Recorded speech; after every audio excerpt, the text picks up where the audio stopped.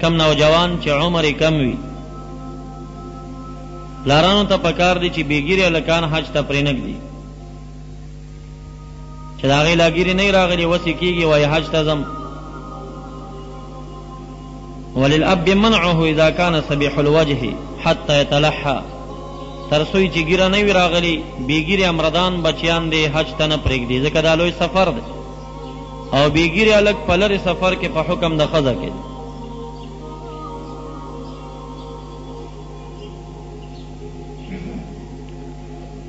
فتاو د ذکر کړي دي چې ماشوم بیګیرې هلک به ته کور نه پلار نه پرېږدي حج ته چې نه نو بل کار ته به یې څنګه پرېږدي. نو کم پلاران چې خپل بچی په هوټلونو کې مزدوران کړي دي او نور دکانونو کې شاګردان کړي دي مصریانو سره په دې کم عمر کې،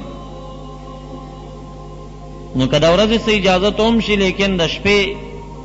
چې دا د هغې سره شپې تېرې کړي دا بالکل پلارانو د بچو سره ظلم کړی او هره بد عملۍ باندې چې دا بچي اخته شول نو په دې جرم کې ورسره پلاران شریکان دي.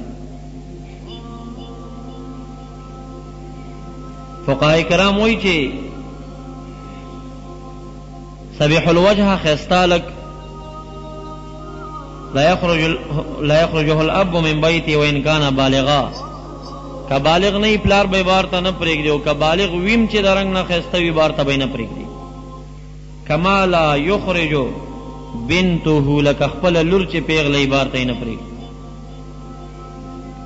بیا علت وایي لأن البنت يشتهيها الرجال فقط والأمرض إن كان صبيح الوجه يشتهيه الرجال والنساء معا فالفتنة فيه من الجانبين. پیغله جنۍ هغه بهر ته چې نه پرېږدي ولې یوه فتنه هغې ته متوجه ده چې لونډان او لوچک هلکان دي او بیګیرې ښایسته هلک ده ته وایي دوه فتنې متوجه دي، د ښځو خوا هم ده ته فتنه متوجه ده او د هلکانو د خوا هم ده فتنه د جانبینو نه شوه. نو چې هغه کله بار ته نه پرېږدي نو بیګیري بچی دی کله هم څوک بار ته نه پرېږدي.